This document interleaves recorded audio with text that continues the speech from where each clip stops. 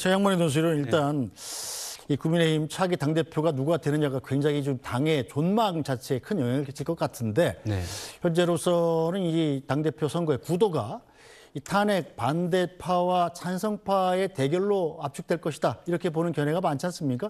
그런데 이제 탄핵 반대파의 대표적인 주자였던 한동훈 전 대표가 불출마를 선언하면서 안철수 의원의 입지가 좀 커지는 것 아니냐. 이렇게 보는 분석도 있더군요.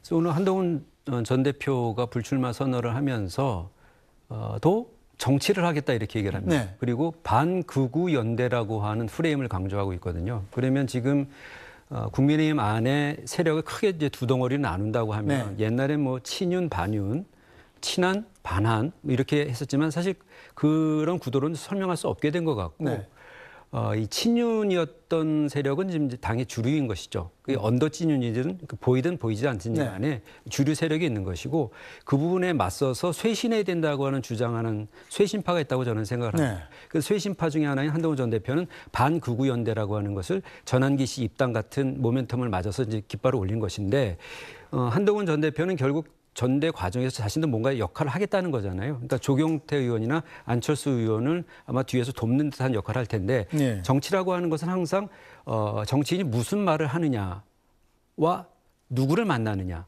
누구를 만나야 하는데 안 만나느냐 이런 거 가지고 해석할 수 있는 것인데 지금 이 쇄신 그룹에 해당하는 사람들이 만나는 사람들이 보면 오세훈, 오늘 안철수 의원이 오세훈 시장 만났거든요. 그다음에 박형준 부산시장도 만난다고 하는 것이고 유승민 전 의원도 이제 전에 만난 적이 있습니다. 한동훈 전 대표가 이런 세력들이 지금 오세훈 시장 같은 경우는 안철수 의원과 회동 전에 오전에 소셜 미디어에 글을 올려서 인적 쇄신을 얘기했습니다.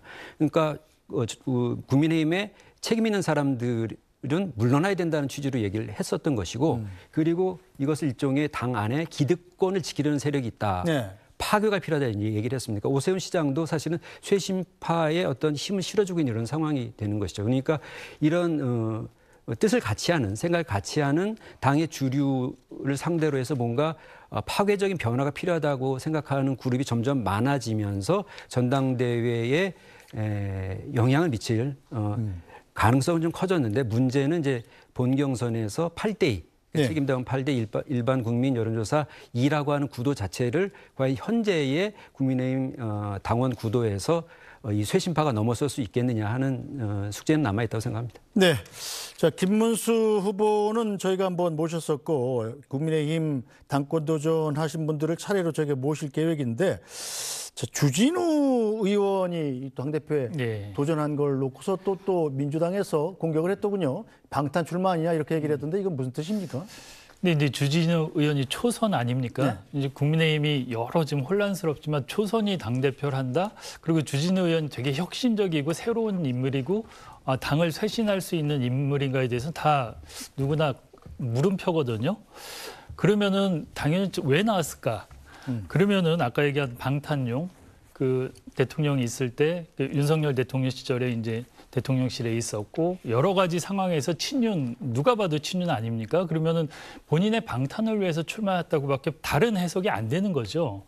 그래서 저는 뭐 당연히 그렇게 볼 수밖에 없고 그 사람이 없다 그래도 국민의힘이 초선의 주진우 의원이 당대표란다? 누가 인정을 하겠습니까?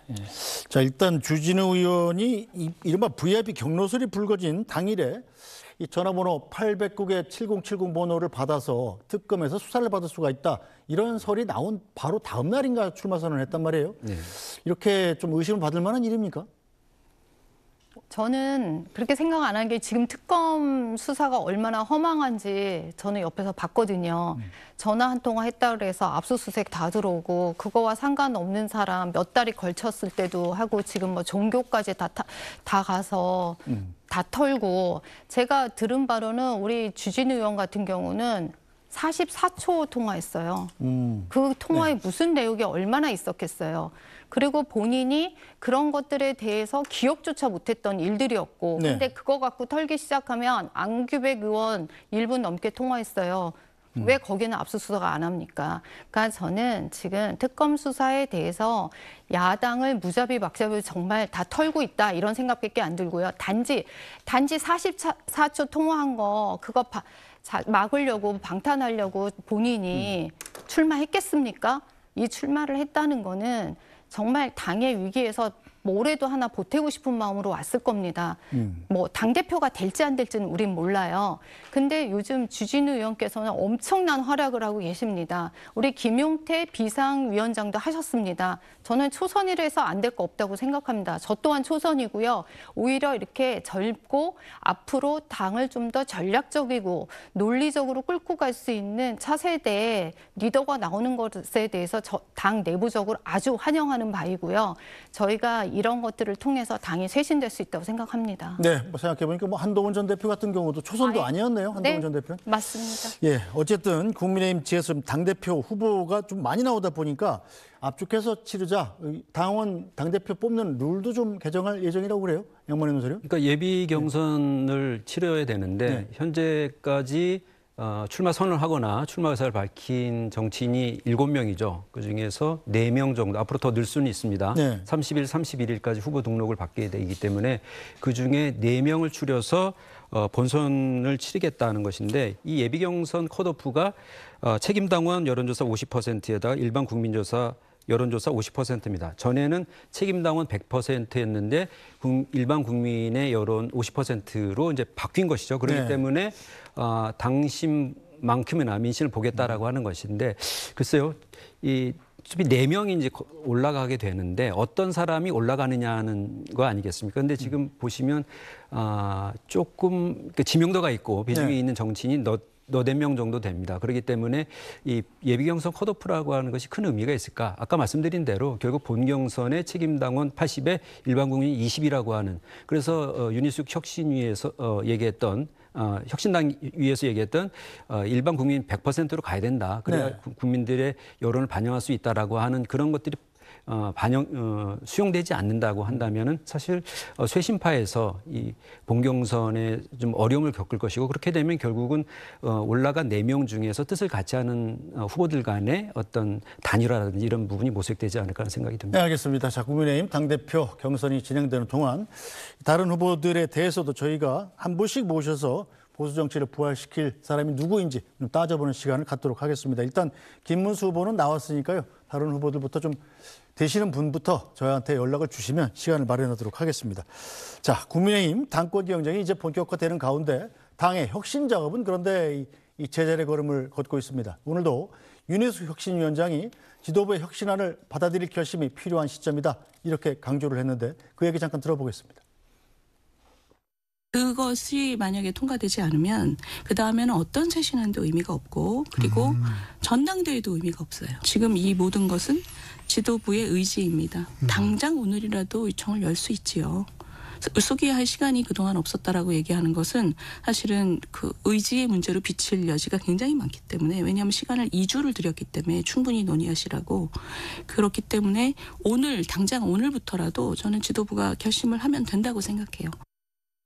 네, 윤희숙 혁신안에 대해서 엊그제 제가 인터뷰한 김문수 후보 같은 경우는 그걸 받으면 우리 당에서 30-40명의 의석이 빠져나간다. 그래서 받을 수 없다. 이런 얘기가 크게 기사화가 되고 그랬는데 최수진 의원께는 어떻게 보세요? 저는 내부 사람으로서 그거는 좀 안 맞는 것 같습니다. 왜냐하면 지금 혁신안을 1, 2, 3호까지 내셨고요. 첫 번째 안은 저희가 국민께 사과하는 게 메인입니다. 근데 그거에 대해서 어제 의총을 열어서 우리 위원장님께 와서 절절하게 호소하셨습니다. 그거에 대해서 어느 누구도 반대하지 않았습니다. 그건 사실이고요. 그래서 이것들을 어떻게 당원 당규에 하고 우리가 사과는 정말 열심히 했습니다. 그럼에도 불구하고 국민 입장에서는 좀 사과가 부족하다고 생각하셨고 저희가 그거를 더 진정성 있게 해야 된다. 그래서 의견을 모았고 그러면 어떤 방법으로 어떤 식으로 우리가 할 것인가. 그거에 대해서 저희가 협의를 못한 게 사실입니다. 왜냐하면 2주 동안 저희 청문회 일주일 했습니다. 그리고 물난리 났습니다. 매주 금요일마다 특검 들어오기 시작했습니다. 정말 이렇게 몰아치는 쓰나미 같은 시간들을 저희는 지금 보내고 있습니다. 그래서 어제 이제 다 모여서 얘기를 했고 그거에 대해서 바로 저희는 이제 받아들이고 진행할 것이다. 그렇게 결론이 났습니다. 사실 쇄신안이라는 게 저희가 얼마든지 그냥 쉽게 하면 할 수 있습니다.